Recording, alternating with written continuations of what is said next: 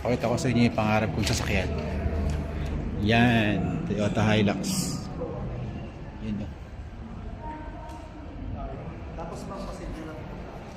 Ito yung pangarap kong sasakyan. Toyota Hilux.